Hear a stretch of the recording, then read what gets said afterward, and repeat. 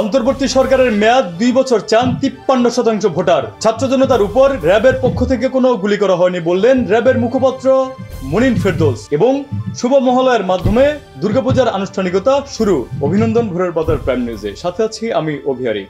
শুনছিলেন সংবাদ শিরোনাম, এবারে বিস্তারিত। অন্তর্বর্তীকালীন সরকারের মেয়াদ 2 বছর বা তারও কম সময় হওয়া উচিত বলে মনে করেন বাংলাদেশের 53% ভোটার।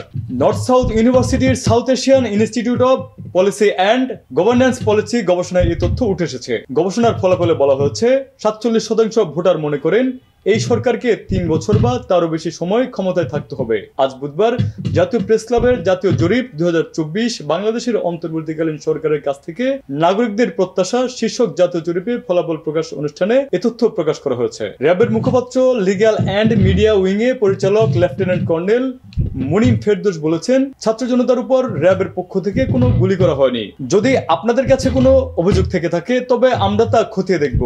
বুধবার দুপুরে রাজধানীর কারওয়ান বাজারে র্যাবের মিডিয়া সেন্টারে আয়োজিত এক সংবাদ সম্মেলনে সাংবাদিকদের এক প্রশ্নের জবাবে একথা বলেন তিনি। র্যাবে কর্মকর্তা বলেন, আমাদের ফুটেজ, অস্ত্র রেজিস্টার যে বিষয়গুলো আছে সেগুলো পর্যবেক্ষণ করে একটি প্রতিবেদন তৈরি করা হয়েছে। দুর্গাপূজা উপলক্ষে দেশের একমাত্র চতুর্থ দেশীয় পঞ্চগড়ে বাংলাবান্ধা স্থলবন্দর দিয়ে আগামী 9 অক্টোবর থেকে 14 অক্টোবর পর্যন্ত টানা 6 দিন আমদানি রপ্তানি বাণিজ্য বন্ধ থাকবে। তবে সরকার ছুটি ছাড়া বন্দরের ভেতরে কার্যক্রম খোলা থাকবে। এ সময় বাংলাবান্ধা ইমিগ্রেশন চেকপোস্ট দিয়ে পাসপোর্টে যাত্রী পারাপার স্বাভাবিক থাকবে। বুধবার বিকেলে বিষয়টি নিশ্চিত করেছেন বাংলাবান্ধা আমদানি রপ্তানিকারক গ্রুপের আহ্বায়ক মোহাম্মদ রেজাউল করিম শাহিন। তিনি বলেন, 10 অক্টোবর থেকে সনাতন হিন্দু ধর্মাবলম্বীদের প্রধান ধর্মীয় উৎসব শারদীয় দুর্গাপূজা অনুষ্ঠিত হতে যাচ্ছে।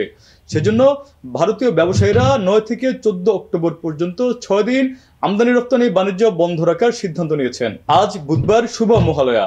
দিনটি উদযাপনের মধ্য দিয়ে দেশের সনাতন ধর্মাবলম্বীদের প্রধান ধর্মীয় উৎসব দুর্গাপূজার আনুষ্ঠানিকতা শুরু হয়। শুভ মহালয়া বিস্তারিত নুরুল হক ইসলামের কণ্ঠে, তৌফিক হাসান তুহাদের প্রতিবেদনে। আজ বুধবার শুভ মহালয়া। দিনটি উদযাপনের মধ্য দিয়ে দেশের সনাতন ধর্মাবলম্বীদের প্রধান ধর্মীয় উৎসব দুর্গাপূজার আনুষ্ঠানিকতা শুরু হয়। সায়ংকালে ধূপের ধোয়া, ঢাকঢোল, উলুধ্বনি আর কাসর মন্দিরার সঙ্গে ভক্তি মন্ত্রে মেতে ওঠে পূজা মণ্ডপ। পিতৃপক্ষের আবাসন ও দেবী পক্ষের শুরুর তিথি এই মহালয়া। মহালয়ার অর্থ পরমাত্মা, বৃহৎ আলয়। সৌর আশ্বিনের কৃষ্ণপক্ষের নাম মহালয়। শুভ মহালয়া। আর সেই মহালয়ার অনুষ্ঠান শুরু হয়েছে আমাদের ভোর 4:30 থেকে। 4:30টায় আমরা মহালয়ার ঘট বসিয়েছি, সেখানে চণ্ডী পাঠ করেছি এবং চণ্ডী পাঠের মাধ্যমে আমাদের মহালয়ার সেই প্রোগ্রাম শুরু হয়েছে। এখানে ধর্মীয় গান হয়েছে, আলোচনা হয়েছে এবং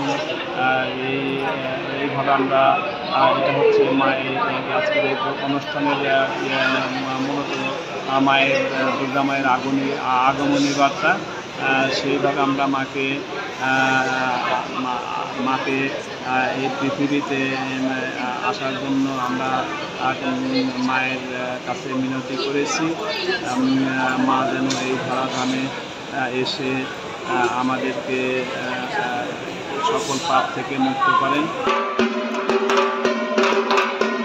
রমনা কালী মন্দিরের পুরোহিত হরিচাঁদ চক্রবর্তী বলেন, বুধবার ভোর 5:30টায় মহালয়ার মধ্য দিয়ে মর্তে দেবীর আগমন ঘটে। প্রতিমা বিসর্জনের মধ্য দিয়ে 5 দিন ব্যাপী দুর্গা উৎসবের সমাপ্তি হবে। মহালয়ার অনুষ্ঠান শুরু হয়েছে আমাদের ভোর 4:30 থেকে। 4:30টায় আমরা মহালয়ার ঘট বসিয়েছি, সেখানে চণ্ডী পাঠ করেছি। আজকের এই অনুষ্ঠানের মূলত মায়ের, দুর্গা মায়ের আগমনী বার্তা। মাকে এই পৃথিবীতে আসার জন্য আমরা মায়ের কাছে মিনতি করেছি। পূজা মণ্ডপে আসা ভক্তরা বলেন, এবং ঘুম থেকে ওঠার পরে আমরা স্নান করে নেই, এরপরে মন্দিরে আসি এবং মায়ের আরাধনার জন্য প্রস্তুত হই এবং এই সময় আমরা প্রার্থনা করি এবং এই দিনে মাকে মর্তে আগমন জানানো হয় কৈলাস থেকে, এবং পৃথিবীতে উনি আসতে পারেন এই জন্য ওনাকে আমন্ত্রণ জানানো হয় এই দিনে। এছাড়াও এই দিনে পিতৃপুরুষের উদ্দেশ্যে তিল তর্পণ করা হয়। মহালয়া মহালয়া শব্দের অর্থ হচ্ছে মানে এই বিশেষ তিথিতে মানে আমাদের যে পূর্বপুরুষেরা দেহ ত্যাগ করছেন এবং তাদেরকেও এই দিনে তিল তর্পণ করলে তারা আমাদের প্রতি সন্তুষ্ট হয় এবং আমাদের আশীর্বাদ প্রদান করে। আজ থেকে নবরাত্রি পূজা শুরু হবে, যেমন আজ থেকে দেবীপক্ষে যেহেতু সূচনা হলো, কাল থেকে নবরাত্রি পূজা শুরু হবে এবং সপ্তমী পূজার মধ্য দিয়ে দেবী দুর্গার মর্তে আগমন এবং এই দিন থেকে মহাসপ্তমীর মাধ্যমেই দুর্গা পূজার সূচনা হবে। আসবে সবার মনে ফুরফুরা। তো আগামী শীঘ্রই তো ষষ্ঠী থেকে শুরু আমাদের পূজা, ষষ্ঠী, সপ্তমী, অষ্টমী, নবমী, দশমী। তো ষষ্ঠী আমাদের যে মেন অষ্টমীর অঞ্জলি নিব। অঞ্জলি নেওয়ার পর নবমীর দিন শাঁকারি বাজার, নারায়ণগঞ্জ, তারপর হচ্ছে এইসব জায়গায় মূর্তি দেখতে যাব, ঠাকুর দেখতে, পূজা দেখতে যাব। দশমী দিন আমাদের প্রত্যেকটা হিন্দু ছেলেমেয়ের মন খারাপ থাকে, কারণ মা আমাদের 10 দিনের আনন্দ সেদিন শেষ, তারপর মা যাই বোগা। এটা আমাদের জন্য একটা বিশেষ দিন। সকাল থেকে অনেক ধরনের মাঙ্গলিক কাজকর্ম এগুলি দিয়ে দিন শুরু করলাম। এখন মন্দিরে এসে মায়ের দর্শন নিলাম, সবার সাথে শুভেচ্ছা বিনিময় করলাম। ভীষণ ভালো লাগছে। চারিদিকে ভীষণ অস্থির একটা অবস্থা ছিল, সেখান থেকে এখন আজকে এই ঢাকের শব্দ, শঙ্খের ধ্বনি, এগুলো তো মনে হচ্ছে যে না, সব অশান্তি, সব অশুভ শক্তি সব কিছু দূর হয়ে যাবে। মা আসছে, সবার জন্য নিশ্চয়ই মঙ্গল হবে। তৌফিক হাসান তোহাদ, ভোরের পাতা। এবার আন্তর্জাতিক সংবাদ। ইসরায়েলে ইরানের ক্ষেপণাস্ত্র হামলার প্রতিক্রিয়া জানিয়েছেন মার্কিন সাবেক প্রেসিডেন্ট ডোনাল্ড ট্রাম্প। তার ভাষায়, জো বাইডেন ও কমলা হ্যারিস দেশগুলোকে তৃতীয় বিশ্বযুদ্ধের দ্বারপ্রান্তে নিয়ে যাচ্ছে। বিস্তারিত প্রতিবেদনে। ইসরায়েলে ইরানের ক্ষেপণাস্ত্র হামলার প্রতিক্রিয়া জানিয়েছেন মার্কিন সাবেক প্রেসিডেন্ট ডোনাল্ড ট্রাম্প। তার ভাষায়, জো বাইডেন ও কমলা হ্যারিস দেশগুলোকে তৃতীয় বিশ্বযুদ্ধের দ্বারপ্রান্তে নিয়ে যাচ্ছে। ব্রিটিশ সংবাদ মাধ্যম ইন্ডিপেন্ডেন্ট এক প্রতিবেদনে এর তথ্য জানিয়েছে। ইরানের সঙ্গে একটি পরমাণু চুক্তি থেকে যুক্তরাষ্ট্রকে বের করে এনেছিলেন ট্রাম্প। আবার সম্প্রতি ট্রাম্পের উপর প্রাণঘাতী হামলার পর শোনা যাচ্ছে তাকে হত্যার ছক কষছে ইরান। রাতারাতি ইসরায়েলে হামলা চালিয়ে আবারও সবার নজর নিজেদের দিকে টেনে নিয়েছে ইরান। মধ্যপ্রাচ্যের দুই দেশের যুদ্ধ বাঁধিয়ে রাখা ইসরায়েল নিজেই এবার হামলার শিকার হয়ে হতভম্ব। মঙ্গলবার ইরান থেকে যখন একের পর এক মিসাইল ছোড়া হয় ইসরায়েলি ভূখণ্ড লক্ষ্য করে, এতে আশ্রয়ের জন্য দেশটির বাসিন্দাদের এদিক সেদিক ছুটতে দেখা যায়। ইসরায়েলে এমন হামলার পর দেশটির সমর্থনে এগিয়ে এসেছে পশ্চিমা দেশগুলো। পাশে দাঁড়িয়ে ফ্রান্স, যুক্তরাজ্য ও জাপানের মতো দেশও। আর মার্কিন প্রেসিডেন্ট জো বাইডেন যে কোনো পরিস্থিতিতে ইসরায়েলের পাশে থাকার অঙ্গীকার পুনর্ব্যক্ত করেছেন।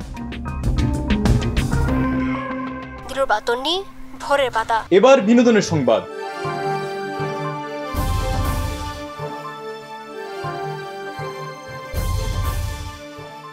ঢালিউড নায়িকা শবনম বুবলি এবার ডানাকাটা পরিবেশে ভক্তদের সামনে এলেন। বিস্তারিত ফরহাদ হোসেনের প্রতিবেদনে। ঢালিউড নায়িকা শবনম বুবলি অভিনয়ের পাশাপাশি সোশ্যাল মিডিয়ায় সবসময় বেশ সরব। এবার ডানাকাটা পরিবেশে ভক্তদের মাঝে এলেন চিত্রনায়িকা বুবলি।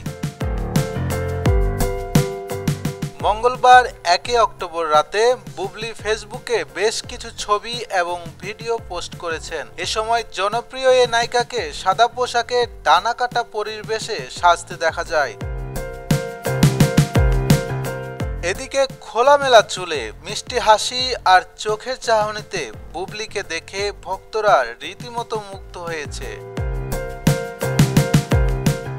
অভিনেত্রী তার পোস্টের ক্যাপশনে লিখেছেন, এমন ভাবে হাসুন যেন আপনি স্বর্গের ফেরেশতা হিসেবে এসেছেন।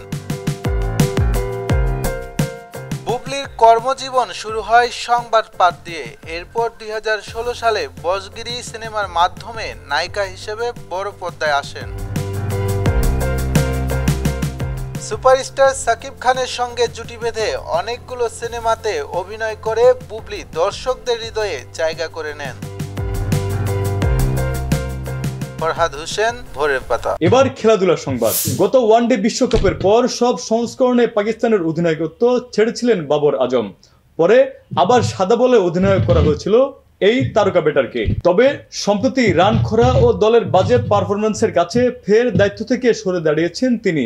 নেতৃত্ব থেকে সরে যাওয়ার কারণ স্পষ্ট করেছেন বাবর। আরও লিখেছেন, অধিনায়কত্ব একটা দারুণ সম্মানের অভিজ্ঞতা, তবে অনেক বেশি কাজের চাপও। আমি নিজের পারফরম্যান্সে প্রাধান্য দিতে চাই, আমি নিজের ব্যাটিংয়ে মনোযোগ দিতে চাই, পরিবারকে মানসম্মত সময় দিতে চাই, যেটা আমাকে আনন্দ দেবে। সংবাদ শেষ করার আগে শিরোনামগুলো আরো একবার। অন্তর্বর্তী সরকারের মেয়াদ 2 বছর চান 53% ভোটার। ছাত্র জনতার উপর র্যাবের পক্ষ থেকে কোনো গুলি করা হয়নি বললেন র্যাবের মুখপাত্র মুনিন ফেরদৌস। এবং শুভ মহালয়ার মাধ্যমে দুর্গাপূজার আনুষ্ঠানিকতা শুরু। এই ছিল আজকের ভোরের পাতার প্রাইম নিউজ। সারা দেশের সর্বশেষ আপডেট পেতে চোখ রাখুন ভোরের পাতায়।